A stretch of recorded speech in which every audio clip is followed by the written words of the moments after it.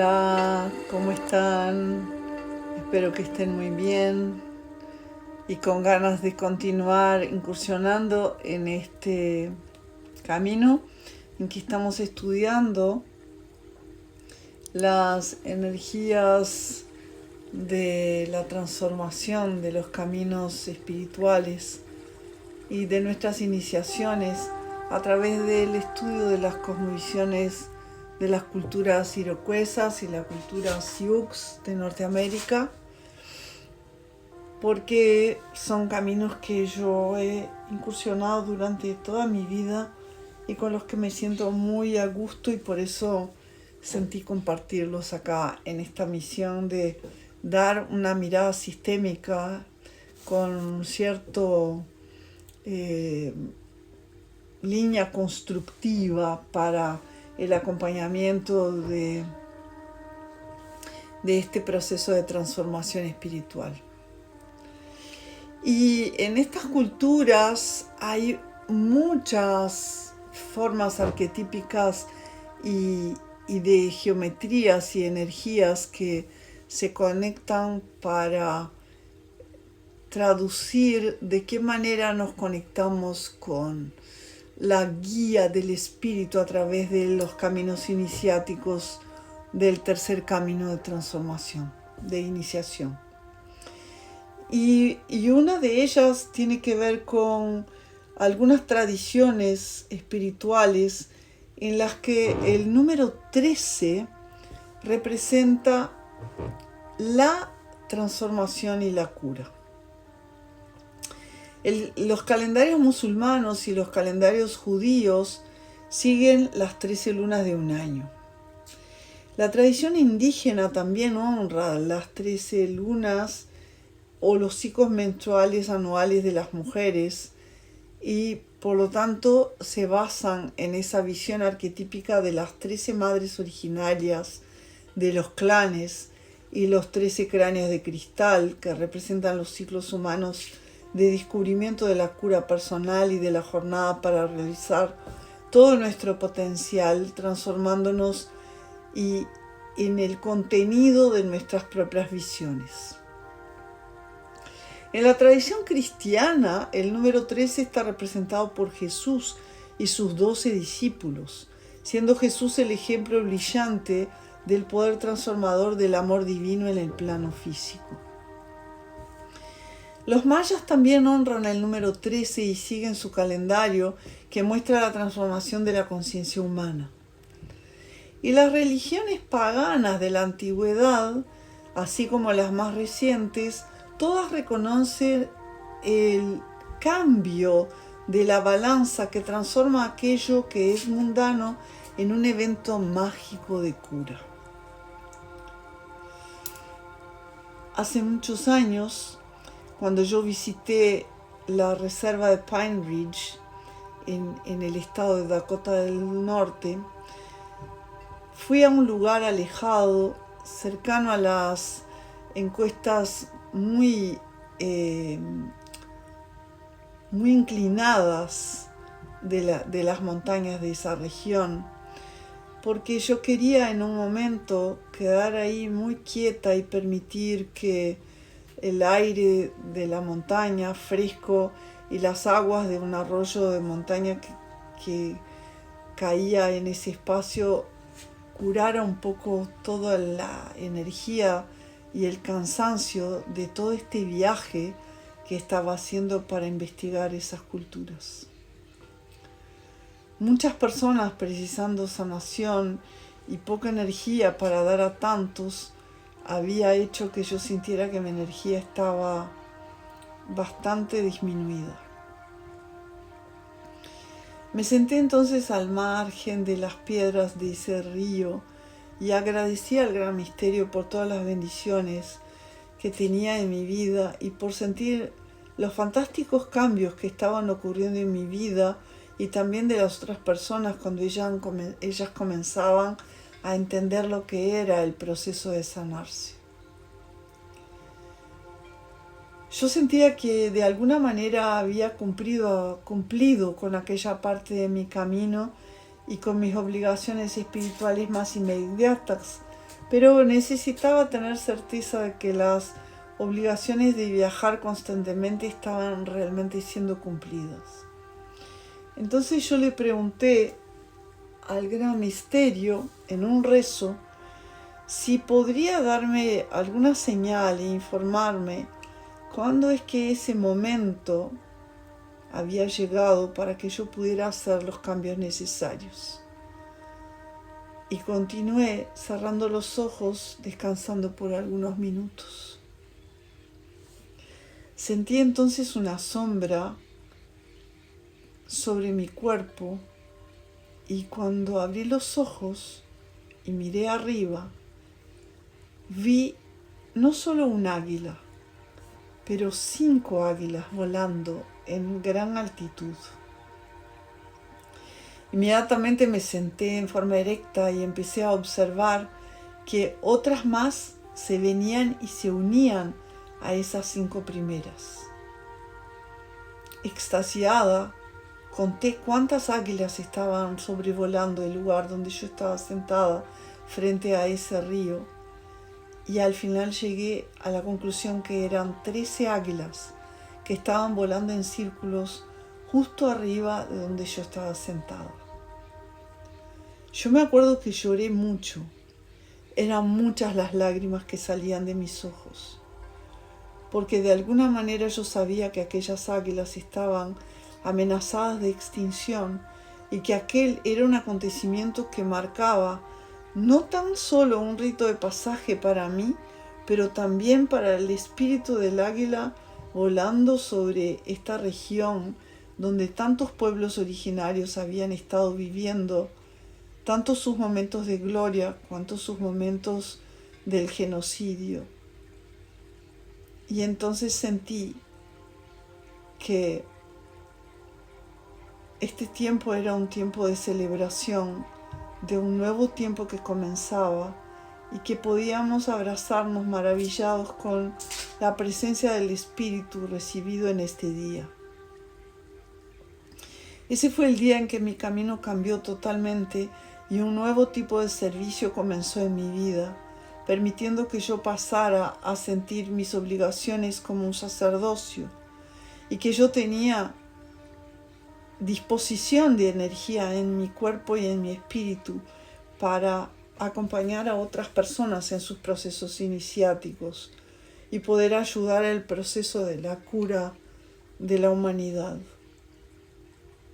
Obviamente desde un lugar de humildad sentí que el granito de arena que podía poner o la gotita de agua desde mi piquito de picaflor era lo que estaba a mi alcance. Y no sabía muy bien cómo iba a empezar ese camino, pero tenía certeza de lo que yo quería para mi vida desde entonces. También me llegó la comprensión de la importancia de tomar conciencia o tomar cuidado. A medida que nosotros aprendemos a escuchar nuestros pensamientos y a observar las diferentes voces interiores que se proyectan estos pensamientos dentro de nuestras mentes, podemos percibir algunas cosas desagradables bajo forma de nuestro comportamiento, percibiendo que es controlado por los pensamientos que nosotros exigimos. Aprendemos entonces a identificar esas voces interiores que provienen de un sufrimiento, o de una herida, o del orgullo, o de la vergüenza. Existen situaciones donde nosotros cedemos a otros nuestra autoridad porque ellos parecen ser más claros sobre la vida o porque inversamente creemos que nosotros somos los que sabemos todo y entonces empezamos a comportarnos con arrogancia y con empafia. Investimos contra nuestra autoimportancia en las áreas en que la carrera o la posición social abren las puertas para nosotros y aún así no quedamos satisfechos.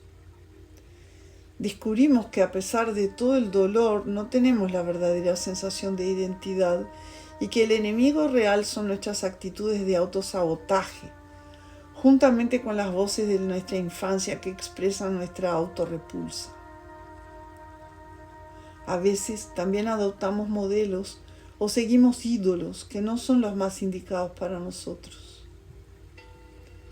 Percibimos de repente que los grupos a los cuales nos asociamos se tornan rígidos, persiguiendo sus intereses personales y controlando a los demás.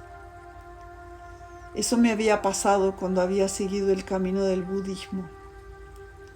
Por eso estaba en ese momento buscando en este viaje hacia las reservas de las culturas norteamericanas, el Rest, Pine Ridge, allá en Dakota del Norte, una referencia diferente. Todos estos puntos de claridad son productos de la introspección, y si queremos realmente cambiar, ellos podrán alterar radicalmente la forma como nosotros vivimos nuestra vida. En el medio del tercer camino es cuando nosotros empezamos a percibir que tenemos dentro de nosotros todas las respuestas para nuestro crecimiento personal. Esta racionalización hace que algunas personas se sientan totalmente inseguras, mientras otras comienzan a encontrarse que son superiores o omnipotentes. Ambos sentimientos son precursores de llamadas ciladas de la iluminación, trampas de la iluminación. Las trampas aparecen en nuestro camino cuando nosotros no consideramos las alternativas y las opciones que podrían habernos liberado de la prisión que hemos creado para nosotros mismos con nuestras ideas fijas o otorgando poder a nuestro lado sombrío y al lado oscuro de nuestra naturaleza. Por ejemplo, cuando alguien cree que cualquier persona que coma carne jamás conseguirá espiritualizarse o llegar a la iluminación, esa idea va a crear una trampa de la iluminación, porque no da a los demás el derecho de usar su propio libre albedrío o encontrar una forma alternativa de experimentar las iniciaciones de la vida. Si la persona más tarde entiende que comida no controla su espíritu y que todos los seres humanos tienen derecho a decidir por sí mismos de qué forma quieren evolucionar, la trampa será rota. La persona puede incluso continuar creyendo que ser vegetariano es lo mejor para ella, pero dejará de insistir que los carnívoros son inferiores y que no están cometiendo crímenes contra su naturaleza o contra la naturaleza. Las trampas de la iniciación aparecen con mucho más frecuencia en el tercer camino y también en los caminos siguientes que en los dos primeros. La vida parece traernos todo el tiempo pruebas para que nosotros podamos asegurarnos de que usaremos adecuadamente la energía que estamos rescatando sin ser tentados a abusar de nuestra autoridad personal. En ese tercer camino es cuando nosotros estamos comenzando a rescatar los fragmentos de nosotros mismos que fueron rotos en traumas, choques, abusos, vicios, enfermedades y dolores emocionales. Las partes que nosotros vamos rescatando de nosotros mismos y que antes estaban anestesiadas por haber sido negadas, por haber estado en estado de shock o de cualquier otra forma de inconsciencia, llevan consigo muchos hilos de energía que no puede ser utilizada. Esa energía puede ser reactivada cuando nosotros nos damos una nueva fuerza vital, cuando estamos curando estas partes de nuestro pasado. Por ejemplo, si fuimos masacrados por una relación abusiva cualquiera y creemos que no merecemos amor, ese juicio torna parte de lo que fue esa herida, esa huella traumática que adquirimos. Cuando ese fragmento del yo es rescatado, la idea de no merecimiento puede reaparecer nuevamente. y puede incluso asustarnos y llevarnos a creer que los resultados conquistados con tanto trabajo no pudieron ser duraderos. Pero esta creencia es una trampa de la iluminación y lo que hace es señalar uno de los muchos tests, de las muchas pruebas, sorpresas que la vida nos presenta. Si el miedo de no ser merecedores aparece nuevamente en situación similar a aquella anterior, puede ser simplemente una prueba para ver si nosotros vamos a regresar a los antiguos patrones del miedo o si realmente nos podemos firmar sobre esa nueva experiencia constatada y rescatada a través de ese proceso de iniciación y cura. Lo que está realmente pasando es que en el presente estamos frente a la oportunidad de reevaluar antiguas creencias negativas creadas en función de dolores pasados para que podamos liberarnos de todo lo que no es verdadero, de todo lo que ya no nos sirve más en nuestro nuevo estado de nueva salud integral. Si podemos abandonar el miedo, en lugar de seguir sosteniéndolo, entonces pasamos la prueba. El tercer camino de iniciación puede revelarse muy difícil, porque para comenzarlo tuvimos que estar de acuerdo en abrazar todas las partes de nosotros mismos, examinando nuestras actitudes, las situaciones de la vida y los fragmentos de nosotros que están impidiendo una cura consciente. Mis maestros muchas veces jugaban al decirme en este camino: zambúllete, pero no atrapes tu respiración. Y después se mataban de la risa mientras yo me quedaba ahí asombrada, porque se estaban refiriendo a una trampa de la iluminación que ocurre frecuentemente en ese camino. Cuando nosotros aprendemos a lidiar con los sentimientos negados o con el sufrimiento antiguo, es mucho más fácil olvidarse de respirar, o sea, quedar ahí obsediados buscando la razón de todo lo que pasó en nuestras vidas, intentando rotular cada ocurrencia cotidiana para que se quede todo muy bien diagnosticado en nuestra cabeza. Ese tipo de comportamiento crea una pérdida de conciencia. Cuando perdemos la conciencia, perdemos la claridad. Y eso ocurre porque no dejamos espacio para respirar, intentando entender todo lo que acontece en nuestra vida. Acabamos por cortar la circulación espiritual. Una persona que yo conocí siempre estaba explicando por qué las personas enfrentaban sus propias experiencias. Él decía: bueno, eso pasó porque ellos no... y llenaba los blancos con diversas explicaciones. También enojaba mucho cuando las personas venían a él buscando la sanación, no podían lidiar con sus cuestiones tan deprisa cuanto a él le gustaría que lidiara. Su autoimportancia era un ejemplo claro de una trampa de iluminación. Él tenía tanta certeza que podía ver lo que cada persona necesitaba en su proceso y ponía rótulos y estigmas a los problemas de cada persona con juicios pesados y definitivos que no daba espacio para que la intervención divina pudiera ocurrir. Cualquier persona que desee servir y esté comprometida también en facilitar el cambio, siendo un canal para el Creador trabajar, va a entender que esa no es la forma de acompañar. No podemos controlar cómo el gran misterio va a trabajar a través de nosotros. Nuestros egos les encantaría que nosotros pudiéramos creer que somos personalmente responsables por la cura de otra persona o por su cambio, pero nada está más lejos de esa verdad.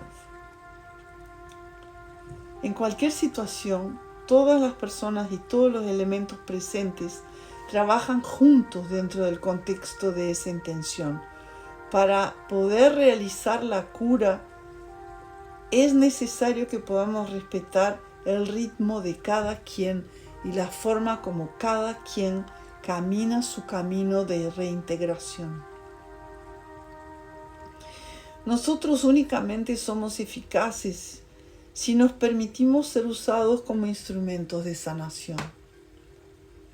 No podemos ver cómo la sanación ocurre, pero podemos enriquecer nuestra fuerza vital y nuestra intención de servir, siendo agradecidos a todas las personas y a todas las fuerzas espirituales presentes.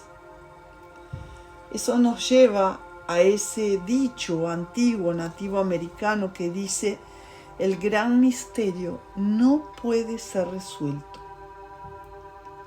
Si supiéramos la razón de todo lo que ocurre, la vida sería muy aburrida. Además de esto, este conocimiento eliminaría el libre albedrío, que es lo que nos permite cambiar de actitud y de idea, tejiendo nuevamente los patrones de energía de nuestros pedazos individuales en el tejido de los sueños.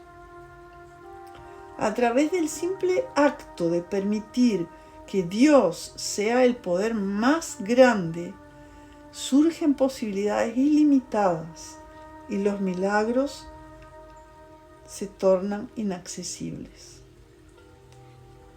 ¿Por qué iríamos a querer controlar la forma como el misterio se desarrolla en nuestras vidas? Un control de ese tipo es jugar a Dios, o sea, es otra trampa de la iluminación. Crear actitudes, pensamientos y sentimientos que no sirven para nada constructivo, permitiendo que nuestro lado sombrío controle nuestras percepciones y experiencias, es alejarnos totalmente de las fuerzas y de las energías del gran misterio. Necesitamos poder aprender a permitir que el gran misterio toque nuestras vidas. Pero eso será